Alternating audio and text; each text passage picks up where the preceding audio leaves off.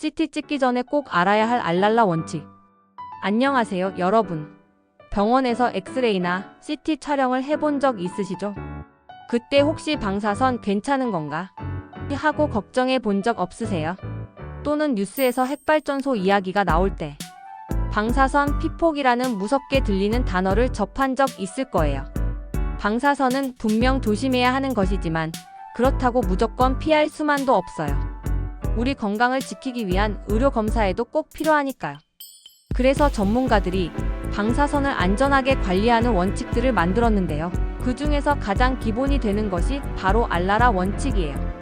그런데 이 알랄라 원칙, 처음부터 지금처럼 사용되지는 않았대요. 오늘은 알랄라 원칙이 어떻게 시작되었고 어떻게 변해왔는지 그 숨겨진 이야기를 함께 알아볼게요.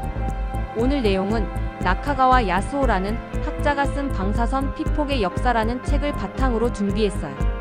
알랄라 원칙을 만든 곳은 국제방사선방호위원회 ICRP예요. 전 세계적으로 방사선 이용을 위한 가이드라인을 만드는 곳이죠. ICRP가 처음으로 방사선 관리에 대한 원칙을 내놓은 건 1950년이었어요. 자, 여기 표를 한번 볼까요? 1950년에 ICRP가 내놓은 원칙은 가능한 한 최저 수준까지였어요. 쉽게 말하면 방사선 피폭은 가능하면 0에 가깝게 줄여야 한다는 거였죠. 정말 엄격하고 이상적인 목표였어요. 왜 이렇게 강력했을까요? 당시 과학자들은 방사선이 우리 몸의 유전자를 손상시킬 수 있고 암이나 백혈병 같은 병을 일으킬 수 있다는 걸 알게 되었거든요. 게다가 아무리 적은 양이라도 위험할 수 있다는 걸 깨달았어요. 그래서 인류의 미래를 걱정하며 최대한 엄격한 기준을 만들었던 거예요. 하지만 이 강력한 원칙이 오래가지 못했어요.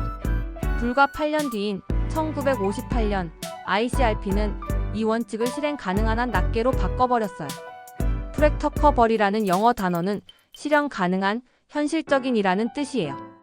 단순히 단어만 바뀐 걸까요? 방사선 피폭의 역사를 쓴 저자는 아니다라고 말해요. 1950년대는 미국과 소련이 핵무기 개발 경쟁을 벌이고 핵발전소를 짓기 시작하던 때였어요. 핵을 개발하고 이용하려는 사람들 입장에서는 가능한 최저 수준까지라는 원칙이 너무 까다로웠을 거예요. 비용도 많이 들고 제약도 많았을 테니까요. 그래서 원칙을 좀 더 현실적으로 완화시킨 거라는 해석이에요. 다시 말해, 핵산업의 편의를 위해 기준을 낮췄다는 비판이죠. 변화는 여기서 끝나지 않아요. 1965년엔 쉽게 달성할 수 있는 한 낱개로 또 바뀌었어요. 레덜리는 쉽게, 손쉽게라는 뜻이에요. 저자는 이것도 역시 기술적으로나 경제적으로 쉽게 할 수 있는 수준까지만 방사선을 줄이면 된다는 의미로 해석해요. 즉, 돈과 경제를 더 노골적으로 고려하기 시작한 거죠. 그리고 드디어 1977년, 오늘날 우리가 사용하는 표현이 등장해요. 바로 합리적으로 달성 가능한 한 낱개예요. 이게 지금까지 쓰이는 알랄라 원칙의 변화예요. 핵심은 합리적이라는 단어예요. 그런데 무엇이 합리적일까요? ICRP는 이렇게 말해요. 방사선 피폭을 줄일 때는 건강상의 위험만 생각하는 게 아니라 피폭을 줄이는 데 드는 비용, 그리고 핵을 사용해서 얻는 사회-경제적 이익까지 같이 생각해야 한다. 이걸 비용 편익 분석 또는 코스트 베네피트 분석이라고 불러요.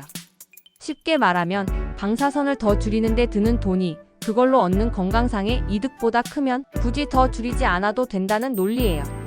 저자는 이 부분을 강하게 비판해요. 사람의 생명과 건강을 돈으로 계산하는 것 자체가 문제가 있고 결국 이런 합리성이라는 게 핵산업의 경제적 이익을 우선시하는 방향으로 흘러간다는 거예요.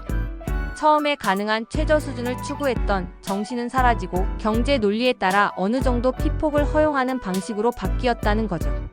다시 말해 사회 경제적 이익을 위해서는 일부 사람들의 피폭 피해는 어쩔 수 없다는 생각이 숨어 있다는 비판이에요. 물론 ICRP는 방사선 안전을 위해 3가지 원칙을 지킨다고 말해요. 피폭이 정당한지 확인하고 가능한 한 최소화해서 개인이 받는 양이 한도를 넘지 않도록 관리하는 것이죠.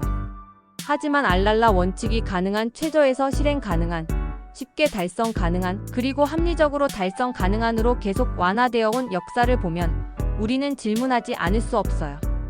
과연 이 합리성은 누구를 위한 것일까요? 방사선 피폭의 역사는 핵무기 개발과 핵발전이라는 거대한 흐름 속에서 방사선의 위험이 어떻게 평가되고 관리되어 왔는지를 보여줘요.